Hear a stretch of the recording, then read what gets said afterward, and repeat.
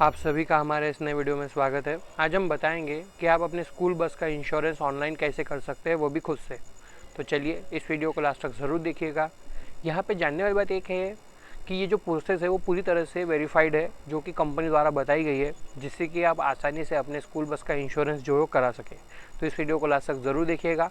So hello everyone, मेरा नाम है अनिकेत लाड़से और आप देख रहे हैं आशा ऑनलाइन सॉल्यूशंस। जैसा कि आप देख सकते हैं, आपके सामने एक वीडियो दिखाई दे रही है हमारी। मान लीजिए यह वह वीडियो है जो अभी आप देख रहे हैं। आपको क्या करना है, सिंपल से इसके कमेंट सेक्शन में आ जाना है और यहाँ पे ना हमारे द्वारा एक लिंक दी हुई है, आपको इस लिंक पे क्लिक कर देना है। जैसे आप इस लिंक पे क्लिक करते हैं, कुछ इस तरह का इंटरफेस आपको यहाँ पे देखने को मिल जाता है। तो आपको क्या करना है, यहाँ पे ना अपने बस का जो अपने बस का जो नंबर है वो आपको यहाँ पे इंटर कर देना है और सर्च पे क्लिक कर देना है। वो आप देख सकते हैं आपके सामने जो है कुछ गाड़ी की डिटेल्स आ गई है। हाँ, कुछ केस में क्या होता है, ये जो डिटेल्स है ना ये ऑटोमेटिक नहीं आती है, मतलब ऑटो फिल होकर नहीं आती है। तो उस केस में आप क्या करोगे, अपने आरसी से देख के ना ये सभी डिटेल्स यहाँ पे फिल कर दोगे। और अगर ऑटो केस में आ जाती है तो कोई टेंशन वाली बात नहीं है। हाँ, यहाँ पे और एक बात जो आपको पता होनी चाहिए कि कभी कभी क्या होता है, कुछ लोग क्या कहते हैं, यहाँ से वीडियो देख के ना गूगल पे सर्च करने चले जाते हैं। तो वहाँ पे दिक्कत ये आती है कि आपकी जो प्रोसेस है वो तो होती है, पर उसमें क्या होता है कि आपकी जो प्रीमियम राशि है ना वो पहले ले ली जाती है और बाद में आपकी केवाईसी होती है। तो उसमें क्या है, कभी कभी दिक्कत आ जाती है, वो सक्सेसफुली अपलोड ही नहीं होती है या रिजेक्ट हो जाती है या ऐसे कुछ एरर आते हैं। तो उसमें केवाईसी नहीं हो पाती। दूसरा क्या है, पॉलिसी इशू तो हो जाती है पर उसकी प्रिंट आउट आपको नहीं मिलती, या वो कभी ईमेल पे आती नहीं है, या डाउनलोड का ऑप्शन आता नहीं है, या आ जाता है तो डाउनलोड नहीं हो पाती। और तीसरा ये कि अगर आप इंश्योरेंस करा लेते हैं तो वो एम परिवहन पे अपडेट नहीं होता है। तो आए दिन ऐसे कॉल आते रहते हैं कि आप इंश्योरेंस पे एम परिवहन पे अपडेट कराते हो क्या। तो ऐसी कुछ दिक्कतें होती है। और अगर आप इस लिंक से कराते हैं तो उसमें क्या है, आपको ये तीनों चीज़ों की कोई भी झंझट दिमाग में रखने की ज़रूरत नहीं है। पहला तो क्या है, आपकी प्रोसेस पूरी तरह से पहले कंप्लीट होंगी, उसके बाद में ही आपकी प्रीमियम राशि ली जाएंगी इंक्लूडिंग केवाईसी। और अगर दूसरी बात क्या है कि अगर मान लीजिए आपको पॉलिसी डाउनलोड नहीं होती है, कुछ इशू आ जाता है, वैसे तो पॉलिसी डाउनलोड हो जाती है, और अगर मान लीजिए कोई इशू हो जाता है तो उस केस में भी आपको घबराने की ज़रूरत नहीं है। आपको पॉलिसी की प्रिंट जो है वो दिलाने में मैं आपकी पूरी हेल्प कर सकता हूँ। और दूसरा क्या है कि जो मान लीजिए आपका एम परिवहन पर अपडेट नहीं हो रही है तो उस केस में भी मैं आपकी हेल्प कर सकता हूँ, जिससे कि आपको कोई भी परेशानी ना हो। ऐसा मान के चलिए, अगर आपको कुछ भी समझ नहीं आता है या कुछ परेशान कर रहा है या प्रोसेस के बारे में कुछ भी दिक्कत है तो आप मुझे स्क्रीन पे दिए हुए नंबर पे कॉल कर सकते हैं, मैं आपकी ज़रूर हेल्प करूँगा। ये एक बात आप ध्यान में रखिए कि ये जो पूरी प्रोसेस है इसमें आपसे कोई भी एक्स्ट्रा चार्ज नहीं लिया जाएगा। आप बेझिझक मुझे कॉल कर सकते हैं, इसका कोई चार्ज नहीं लगेगा। ये फ्री ऑफ कॉस्ट आपको सुविधा दी जाती है, जिससे कि आप आसानी से अपनी जो बस का इंश्योरेंस है वो करा सकें। तो चलिए आगे बढ़ते हैं। अब आपको यहाँ पे क्या करना है, ये ऑटो फिल होके आ गई है तो इसको नेक्स्ट पे क्लिक कर देना है। अब आपको यहाँ पे पूछा जा रहा है कि आप कौन सा प्लान कराना चाहते हैं, थर्ड पार्टी या कंप्रेहेंसिव। तो कंप्रेहेंसिव को ना फर्स्ट पार्टी भी कहा जाता है। तो इस प्लान में क्या होता है, अगर सामने वाले को अगर हमारी गाड़ी थोड़ा टक्कर लग जाती है, कोई नुकसान हो जाता है तो उसकी भरपाई तो मिलती है, पर साथ ही साथ अगर हमारी गाड़ी को भी अगर कोई नुकसान हो जाता है या टूट फूट हो जाती है तो उसकी भरपाई भी हमें इस प्लान में मिल जाती है। और अगर थर्ड पार्टी की बात करें तो इसमें क्या है, अगर सामने वाले को टक्कर लग जाती है हमारे गाड़ी द्वारा और उसको नुकसान हो जाता है तो उसकी भरपाई इस कवर में मिलती है आपको। और साथ ही साथ ना कम से कम थर्ड पार्टी प्लान आपका होना ज़रूरी है, ऑनलाइन चालान से बचने के लिए भी और इंडियन रूल के हिसाब से भी। आप नीचे देख सकते हैं, यहाँ पे आपको पूछा जा रहा है पुरानी पॉलिसी की डिटेल्स। जैसे आप एक और बात, यहाँ पे जो मान लीजिए आपको कौन सा प्लान करा रहा है, तो ये जो ब्लू वाला डॉट दिख रहा है ना, इसको आपको अगर कंप्रेहेंसिव करा रहे हो तो कंप्रेहेंसिव पे करोगे, और अगर थर्ड पार्टी करा रहे हो तो इसको थर्ड पार्टी पे कर दोगे। अब आप नीचे देख सकते हैं पुरानी पॉलिसी डिटेल्स मांग रहे हैं।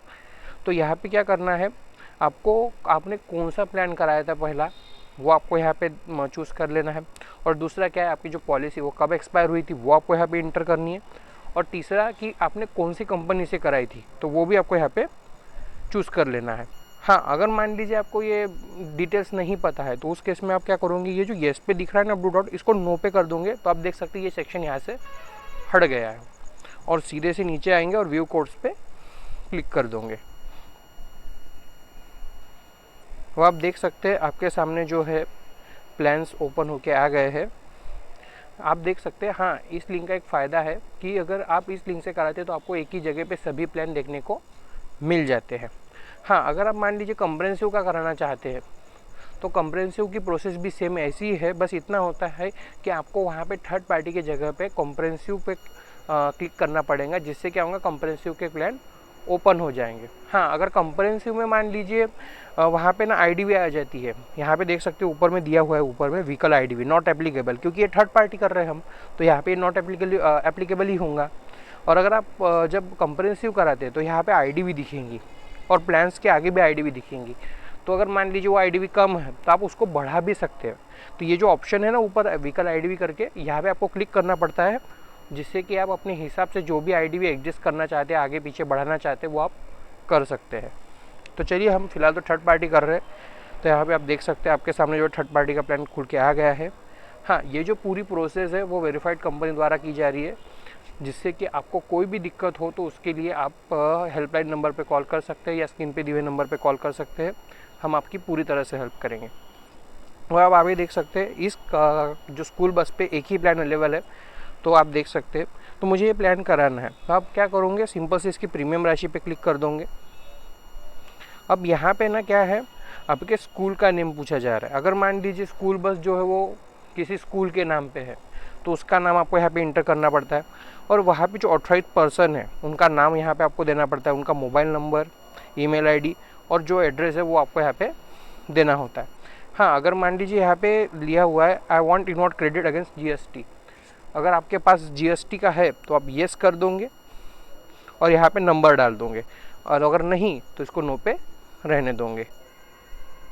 तो आप देख सकते हैं मैंने स्कूल का नाम इंटर कर दिया है और वहाँ के जो ऑथराइज कॉन्टैक्ट पर्सन है वो भी, उनका नाम भी मैंने डिटेल्स यहाँ पे फिल कर दी है।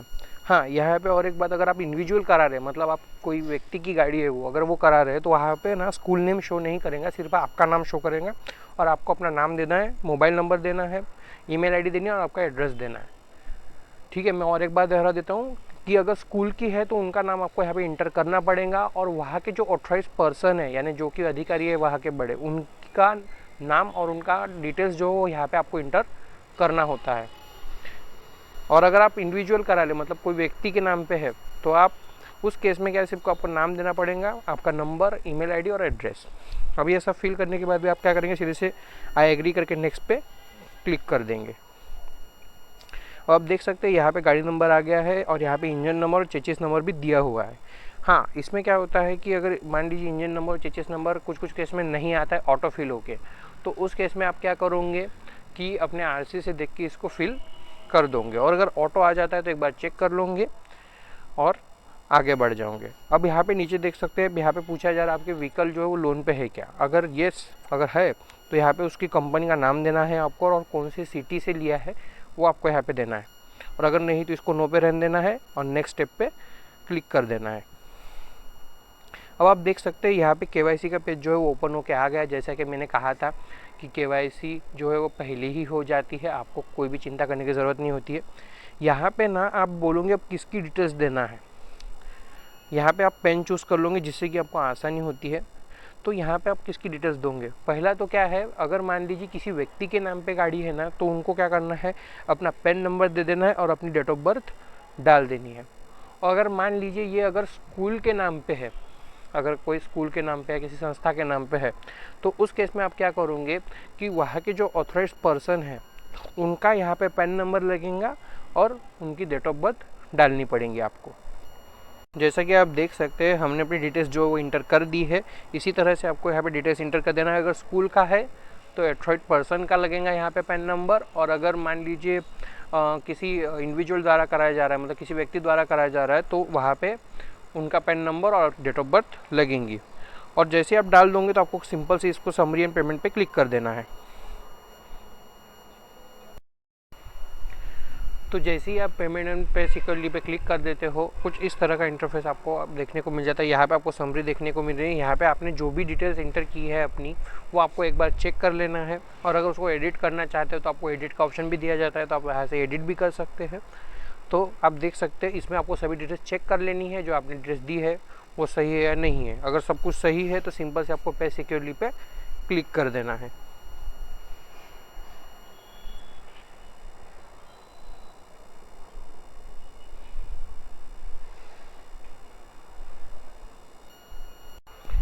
जैसा कि आप देख सकते हैं अब आपके सामने जो है पेमेंट का पेज खुल के आ गया है। यहाँ पे आपको जो भी मोड से पेमेंट करना है आप कर सकते हैं।